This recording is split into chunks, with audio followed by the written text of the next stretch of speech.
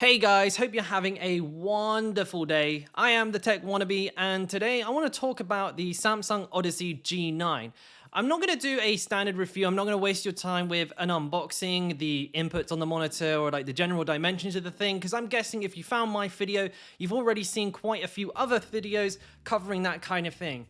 In this video, what I really want to do is help put aside some of the concerns that people may have with this monitor. I'm going to share my personal experience using it for both gaming and productivity, and whether or not I've had any of the issues that this monitor has been known to have in the past, and if I have, whether those have affected how I feel about having purchased this particular monitor. Before we actually get into the monitor itself, I want to talk about how it was to actually order this thing because it's such a large monitor. And to be fair, it was a bit of a pain in the sack. I had this order cancelled on me actually 3 times from 3 different retailers, which would let me purchase it, actually take the money, and then wait 3 or 4 days until it came to the dispatch date to only then cancel my order because it cost so much money to send it to me. Now, I am kind of in a unique situation here where I'm ordering from the Republic of Ireland and the monitor is coming from the UK, so there's some additional charges there. So if you're not buying this monitor from your home country, then you could expect some delivery complications there.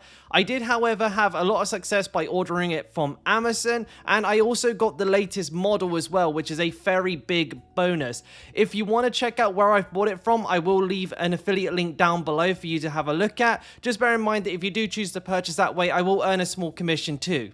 So why did I even go for the Samsung Odyssey G9 in the first place? I think this is an important thing to think about when buying this because it's a very expensive monitor. And for me, it was because I wanted something that was very immersive for MMOs and RPGs, and that's where the super ultra wide comes in. I wanted high refresh rate for when I play esports titles such as Apex Legends, but I also wanted something that had insane real estate for video editing, and this just happens to have all of those things rolled up into one very sexy package. Speaking of the immersion, actually sitting in front of this monitor, there's no way any video you watch will be doing you any justice on how it feels to actually sit in front of this. When people say it pulls you into your content, it really does, and it's something that can only be experienced by actually getting one of these monitors and sitting in front of it.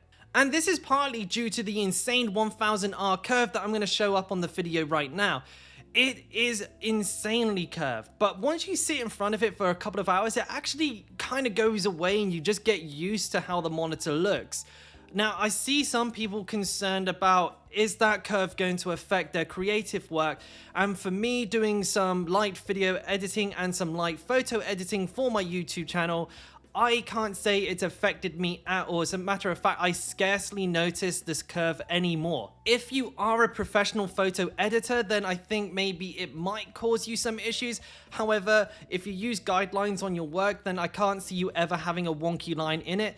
It's just something to consider if that is the primary use for this monitor. Now, without going into too much detail, I do just want to say that the image quality on this thing is insane. It's very clear. The brightness, this actually really took me back. It is so bright that 100% I guarantee will give you a tan. So I actually use it in the eye saver mode most of the time, which is an absolute godsend. And then there's powering this monitor. Now, this is a lot of pixels to run at a very high refresh rate.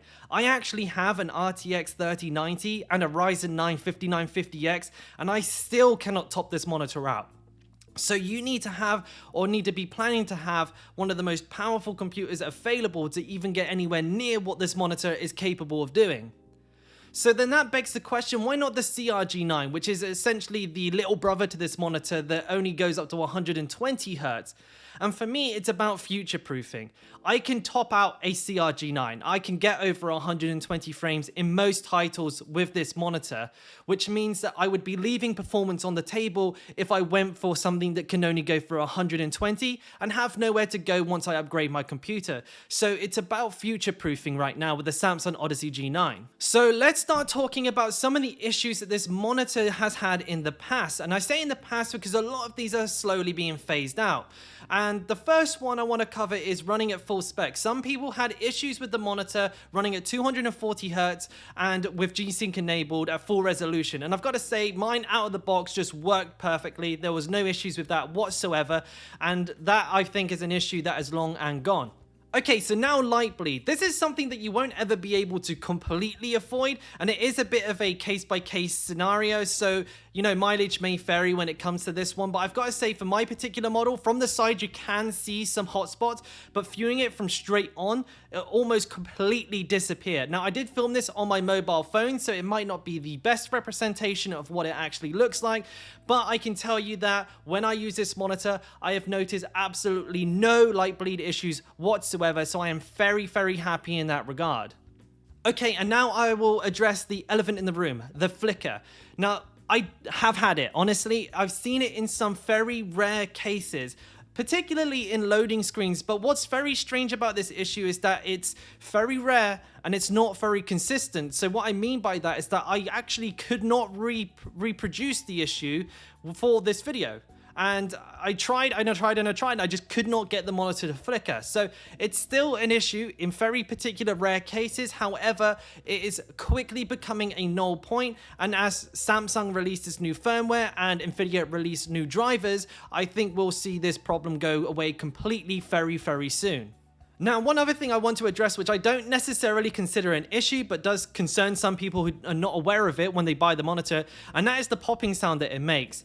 It can kind of sound like an electrical snap, but what it is just the plastic expanding and contracting as the monitor heats up and cools down. It's nothing to worry about, and most people's models do exhibit this popping. I've also seen some reviews say that this monitor has speakers, but it doesn't. And I think the confusion is that there is a UI element on the toggle at the bottom of the monitor that allows you to change the volume of it. But I believe that this is actually for the built-in headphone jack and isn't an indication that this monitor has any speakers whatsoever. So I think we've pretty much covered all of the things that people are worried about when buying this monitor. So I want to just finish by saying, would I recommend buying this and am I happy with the purchase myself? Yes, I am happy with the purchase, and yes, I would recommend it, but only on a couple of conditions. First of all, can you fit this screen on your desk, and do you even need something this big anyways? And if the answer is yes, then I will happily recommend it. The second condition is that, are you even able to make use of it? Is your computer powerful enough, or are you going to be buying a computer that's powerful enough soon? Because if you're not, you're just going to have a bad experience with it. Everything's going to be very low frame rates, and you're just not going to be getting what you paid for, and you're leaving all that performance on the table, which I just think is a massive waste of money. But as long as you do have a computer that is powerful enough to run it, and you have the space to actually put it down, I would highly, highly recommend this monitor. I've had absolutely no regrets of buying it myself. It is an amazing piece of work. And that's it, folks. That's everything I have on the Samsung Odyssey. If you have any questions about it, just leave a comment down below and I will reply within a day, all being well.